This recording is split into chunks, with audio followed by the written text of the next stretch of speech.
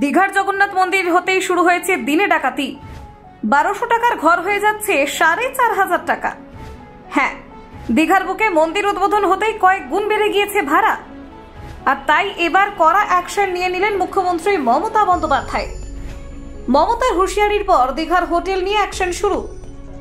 এই অনিয়ম মুখ্যমন্ত্রীর কাছে ধরা পড়তেই তিনি নিয়ে নিলেন কড়া পদক্ষেপ। জানেন ঠিক কি করলেন মুখ্যমন্ত্রী মমতা বন্দ্যোপাধ্যায়? কোন সিদ্ধান্ত নিলেন তিনি? দেখুন, রথযাত্রার মরশুমেই বিরাট আপডেট। সাম্প্রতিক সময়ের দীঘা সফরে মুখ্যমন্ত্রী মমতা বন্দ্যোপাধ্যায়ের পর্যবেক্ষণে উঠে এসেছে এক গুরুতর সমস্যা, হোটেল ভাড়ায় অনিয়ম এবং পর্যটকদের হয়রানি। এই সমস্যা দীর্ঘদিন ধরেই পর্যটকদের মধ্যে অসন্তোষের জন্ম দিয়েছে, বিশেষ করে ছুটির দিনে বা উৎসবের সময়। ফলে মুখ্যমন্ত্রী প্রশাসনিকভাবে কঠোর পদক্ষেপ গ্রহণের নির্দেশ দিয়েছেন, যা ইতিমধ্যে বাস্তবায়নের পথে। দীঘায় এক প্রশাসনিক বৈঠকে মুখ্যমন্ত্রী স্পষ্ট জানান, ছুটির দিনে কিংবা ট্যুরিস্ট সিজনে হোটেল মালিকরা ভাড়ায় লাগাম ছাড়া আচরণ করছেন। এই প্রবণতা বন্ধ হওয়া উচিত। পর্যটক আসবে, ব্যবসা হবে, এটা ভালো কথা, কিন্তু তার মানে এই নয় তাদের ঠকানো যাবে। তিনি আরো বলেন, 1000 টাকার ঘরের জন্য 8 থেকে 10,000 টাকা নেওয়া হচ্ছে, এটা দুঃখজনক। এরপরেই জেলা প্রশাসন এবং পর্যটন দফতর যৌথভাবে কিছু জরুরি ব্যবস্থা গ্রহণ করে। হোটেলগুলিকে বাধ্যতামূলকভাবে সরকারি অনুমোদিত রেট লিস্ট ঝুলিয়ে রাখতে হবে। অতিরিক্ত ভাড়া নেওয়ার প্রমাণ পাওয়া গেলেই হোটেলের বিরুদ্ধে লাইসেন্স বাতিল সহ কঠোর আইনি পদক্ষেপ নেওয়া হবে। পর্যটকদের সহায়তার জন্য হেল্পলাইন নাম্বার চালু করার সিদ্ধান্ত নেওয়া হয়েছে। স্থানীয় থানাগুলিকে পর্যবেক্ষণ চালাতে বলা হয়েছে, যাতে অনিয়ম তৎক্ষণাৎ ধরা পড়ে।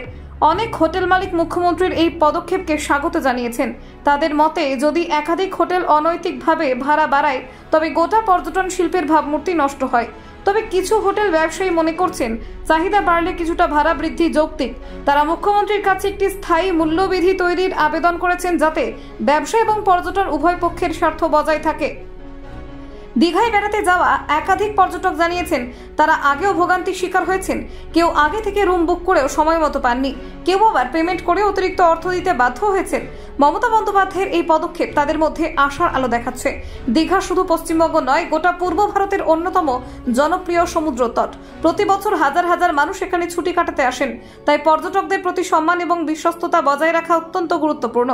হোটেল মালিকদের অনৈতিক কার্যকলাপ পর্যটকদের অভিজ্ঞতা নষ্ট করে এবং পর্যটনের উপর দীর্ঘমেয়াদী নেতিবাচক প্রভাব ফেলে। মুখ্যমন্ত্রীর এই হস্তক্ষেপ পর্যটনের পরিকাঠামো উন্নয়নের পাশাপাশি নৈতিক আচরণ নিশ্চিত করতে সহায়ক হবে। রাজ্য সরকার দীঘা সহ অন্যান্য সমুদ্র তটে আরও শক্তিশালী নজরদারি এবং মনিটরিং ব্যবস্থা চালু করার কথা ভাবছে। নির্ধারিত সময় অন্তর মূল্য যাচাই অভিযান চালানো হবে। হোটেল বুকিং প্রক্রিয়া অনলাইন এবং সরকারি পর্যবেক্ষণে আনার পরিকল্পনা রয়েছে। পর্যটন দফতর একাধিক তথ্য কেন্দ্র স্থাপন করবে, যেখানে ভ্রমণ সংক্রান্ত সমস্ত তথ্য ও অভিযোগ নথিভুক্ত করা যাবে। মুখ্যমন্ত্রী মমতা বন্দ্যোপাধ্যায়ের সাম্প্রতিক দীঘা সফর শুধুমাত্র একটি রাজনৈতিক সফর নয়, বরং এটি পর্যটন শিল্পকে স্বচ্ছ ও পরিবেশ বান্ধব করার এক শক্তিশালী বার্তা।